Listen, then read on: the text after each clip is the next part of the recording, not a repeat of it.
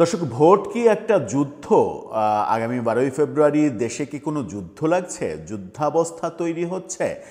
সাধারণত যুদ্ধাবস্থা যখন তৈরি হয় কিংবা জরুরি অবস্থা তৈরি হয় তখন একটা দেশের সমস্ত হাসপাতাল, ক্লিনিক এগুলোকে একেবারে রেড অ্যালার্ট দেওয়া হয়, সর্বোচ্চ প্রস্তুত থাকার জন্য, সার্বক্ষণিক প্রস্তুত থাকার জন্য নির্দেশ দেওয়া হয়। কিংবা কোনো প্রাকৃতিক দুর্যোগ হলে, দুর্যোগ হওয়ার আশঙ্কা থাকলে হাসপাতালগুলোকে এই ধরনের নির্দেশ সরকারের পক্ষে দেয়া হয়।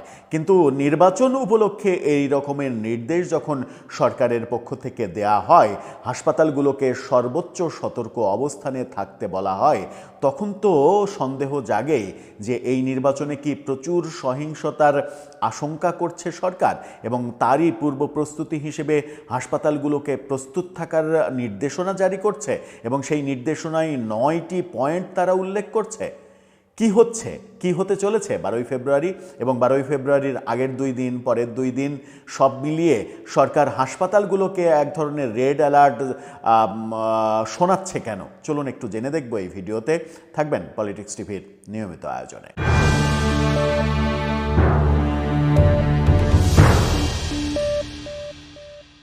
দর্শক, বলছিলাম সরকার হাসপাতালগুলোতে এক ধরনের নির্বাচন কেন্দ্রিক রেড অ্যালার্ট জারি করার মতো নির্দেশনা জারি করেছে। হাসপাতালগুলোতে পাঠানো নির্দেশনায় আমরা দেখছি যে 9টি নির্দেশনা পাঠানো হয়েছে, এবং সর্বোচ্চ সতর্ক অবস্থা, জরুরি বিভাগে লোকজন বাড়ানো, এবং বেসরকারি হাসপাতাল, ক্লিনিক এইগুলোকেও সর্বোচ্চ সতর্ক থাকার জন্য নির্দেশনা পাঠানো হয়েছে।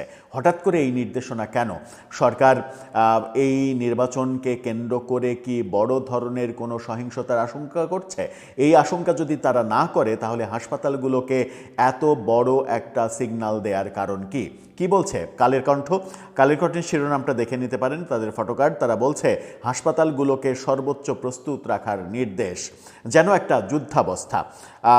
সেখানে বলা হচ্ছে নির্বাচন ঘিরে দেশের হাসপাতাল ও স্বাস্থ্যসেবাকে সর্বোচ্চ প্রস্তুত রাখতে 9 নির্দেশনা দেওয়া হয়েছে, দিয়েছে স্বাস্থ্য অধিদপ্তর। এসব নির্দেশনা বাস্তবায়নে দেশের সব সরকারি হাসপাতাল, বেসরকারি হাসপাতাল ও ক্লিনিকে পাঠানো হয়েছে।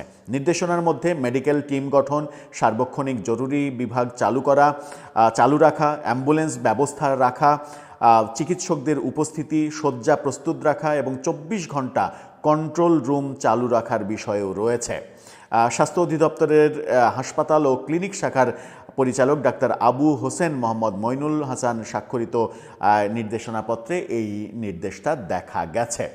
কদিন আগেই স্বাস্থ্য উপদেষ্টা আমাদের, তিনি একটা জায়গায় একটা অনুষ্ঠানে বললেন যে নির্বাচনকে এতটাই উৎসবমুখর করতে হবে যে নির্বাচনের আশেপাশে আপনারা মেলা বসান, মেলা হবে, ব্যবসাও হবে, কেনাকাটাও হবে, বেচা বিক্রিও হবে, আবার মানুষ ভোটও দেবে। এরকম হাস্যকর মন্তব্য তাকে করতে শোনা গিয়েছিল।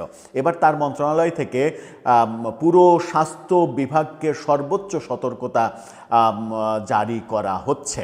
কি কি পয়েন্ট বলা হচ্ছে চলুন একটু জেনে দেখি। সেখানে বলা হচ্ছে যে 1 নম্বরে প্রতিটি সিটি কর্পোরেশনের 6টি, বিভাগীয় পর্যায়ে 4টি, জেলা পর্যায়ে 3টি, উপজেলা পর্যায়ে 2টি এবং ইউনিয়ন পর্যায়ে 1টি মেডিকেল টিম গঠন করতে হবে। 2, প্রতিষ্ঠান প্রধান, স্বাস্থ্য প্রশাসক জনবলের প্রাপ্যতা প্রয়োজনীয়তার ভিত্তিতে মেডিকেল টিমের সদস্য নির্ধারণ করবেন। 3, জরুরি বিভাগে প্রয়োজনীয় অতিরিক্ত লোকবল নিয়োগ করতে হবে। 4, সার্বক্ষণিক অ্যাম্বুলেন্স প্রস্তুত রাখতে হবে। 5, নির্বাচনকালীন প্রতিটি স্বাস্থ্য প্রতিষ্ঠানের প্রধানকে কর্মস্থলে উপস্থিত থাকতে হবে। 6, কোনো কারণে তিনি ছুটিতে থাকলে দায়িত্বপ্রাপ্ত বিকল্প কর্মকর্তার নাম, পদবি ও মোবাইল নম্বর স্বাস্থ্য অধিদপ্তরকে অবহিত করতে হবে। 7, নির্বাচনকালীন চিকিৎসকদের সার্বক্ষণিক উপস্থিতি নিশ্চিত করে জরুরি বিভাগ চালু থাকবে। এটা ক। খ হচ্ছে 7-এর খ হচ্ছে কোনো রুগী রেফার করলে প্রয়োজনীয় প্রাথমিক চিকিৎসা নিশ্চিত করে যথাযথ কাউন্সিলিং করে রেফার করতে হবে। গ, অ্যাম্বুলেন্স সার্বক্ষণিক জরুরি পরিস্থিতি মোকাবেলায় প্রস্তুত থাকবে। ঘ, সরকারি স্বাস্থ্যসেবা কর্তৃপক্ষের সঙ্গে সমন্বয় সাধন এবং জরুরি প্রয়োজনে বিভাগীয় পরিচালক ও সিভিল সার্জনদের প্রয়োজনীয় লজিস্টিক অ্যাম্বুলেন্স জনবল দিয়ে সহযোগিতা প্রদান করতে হবে। ও জরুরি পরিস্থিতির উদ্ভব হলে স্থানীয় সরকারি স্বাস্থ্যসেবা কর্তৃপক্ষের নির্দেশ অনুযায়ী স্বাস্থ্যসেবা প্রদান করতে হবে। ৮ নম্বর, সব স্বাস্থ্যসেবা প্রতিষ্ঠান এবং বিভাগীয় কার্যালয়, সিভিল সার্জন অফিস, উপজেলা স্বাস্থ্য ও পরিবার কল্যাণ কর্মকর্তার কার্যালয় একটানা ৭২ ঘন্টার বেশি বন্ধ থাকবে না। জরুরি বিভাগ, আন্তঃবিভাগ, lab, cath lab, dialysis centre, CT scan, MRI centre যথারীতি খোলা থাকবে। ৯, বিভাগীয় স্বাস্থ্য কার্যালয় ও সিভিল সার্জন অফিসে ২৪ ঘন্টা কন্ট্রোল রুম খোলা রাখা হবে। ২৪ ঘন্টা কন্ট্রোল রুম খোলা রাখা হয় একমাত্র সর্বোচ্চ প্রাকৃতিক দুর্যোগ কিংবা যুদ্ধাবস্থা বিরাজ করলে। হাসপাতাল কর্তৃপক্ষকে যখন আপনি ২৪ ঘন্টা কন্ট্রোল রুম ব্যবস্থাপনার দায়িত্ব দেবেন এবং খোলা রাখতে বলবেন, তাহলে বুঝতে হবে যে দেশে সুনামি আসছে। সেই সুনামি আসে প্রাকৃতিকভাবে। বড় ঝড়কে, বড় প্রাকৃতিক দুর্যোগকে সুনামি বলা হয়। ভয়ঙ্কর রকমের ভূমিকম্প হলে সেটা একটা বড় প্রাকৃতিক দুর্যোগ বলা হয়। সেখানে ২৪ ঘন্টা কন্ট্রোল রুম খুলে রাখার ব্যাপার হয়। এই যে এক ধরনের যুদ্ধাবস্থা জারি করা এবং এই বার্তার মাধ্যমে জনমনে একটা আতঙ্ক তৈরি করা যে নির্বাচনের সময় একটা বড় ধরনের খারাপ কোনো কিছু ঘটতে পারে, যার কারণে হাসপাতাল যেন ২৪ ঘন্টা কন্ট্রোল রুম খোলা রাখে এবং তারা সব সময় প্রস্তুত থাকে, যখন যে রোগী আসবে তখন সেই রোগীর সেবা যেন নিশ্চিত করা হয়।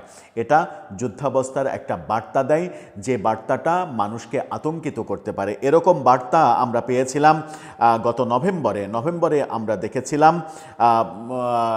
নভেম্বরের ১৩ এবং ১৭ তারিখ যে আওয়ামী লীগের সভানেত্রী, সাবেক ক্ষমতাচ্যুত প্রধানমন্ত্রী শেখ হাসিনার আদালতে যে রায় ঘোষণার তারিখ নির্ধারণের দিন ১৩ তারিখ ছিল এবং রায় ঘোষণার দিন ১৭ তারিখ, এইটাকে কেন্দ্র করে, বিশেষ করে ১৩ তারিখকে কেন্দ্র করে আওয়ামী লীগ যে শাটডাউন ঘোষণা করেছিল সারা দেশে, বিশেষ করে রাজধানী ঢাকায়, সেটাকে কেন্দ্র করে সরকারের যে প্রস্তুতি দেখেছিলাম আমরা, বিশেষ করে ১৩ তারিখে, ১৩ই নভেম্বরকে কেন্দ্র করে, সেই প্রস্তুতি একটা যুদ্ধাবস্থার মানে আয়োজনের মতো ছিল, যে একটা যুদ্ধ আসছে, সেই যুদ্ধকে মোকাবেলা করতে হবে। আইন শৃঙ্খলা রক্ষাকারী বাহিনীকে এমনভাবে অ্যালার্ট করা হয়েছিল এবং সরকার সেই দৃশ্যমান ব্যাপারগুলো এমনভাবে করেছিল যে রাজধানীবাসী, বিশেষ করে রাজধানীবাসী, তারা আতঙ্কিত হয়ে পড়েছিল।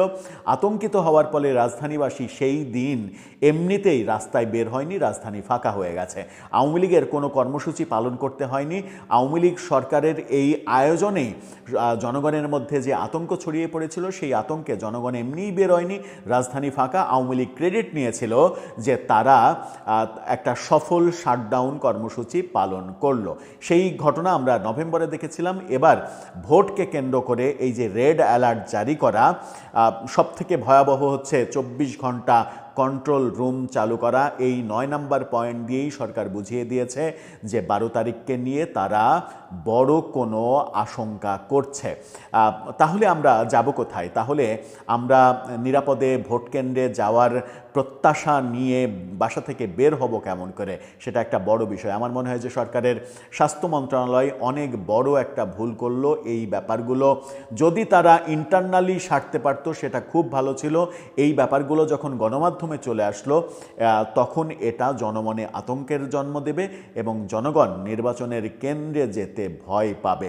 কারণ জনগণ ভেবেই নেবে যে ওদিকে স্বাস্থ্য মন্ত্রণালয় ২৪ ঘন্টা কন্ট্রোল রুম চালু করেছে, তার মানে এই নির্বাচনের ভোট কেন্দ্রে গিয়ে নিরাপদ পরিবেশ আমি পাবো কিনা, সেই সন্দেহের মধ্যে যাওয়ার চাইতে না যাওয়া অনেক ভালো। তাতে করে ভোট কাস্টিং অনেক কমে যেতে পারে, যেটা সরকারের জন্য বিব্রতকর পরিস্থিতি হতে পারে। আমার মনে হয় যে সরকারের স্বাস্থ্য মন্ত্রণালয় সরকারকে একটা বড় বিব্রতকর পরিস্থিতির মধ্যেই ফেলে দিল।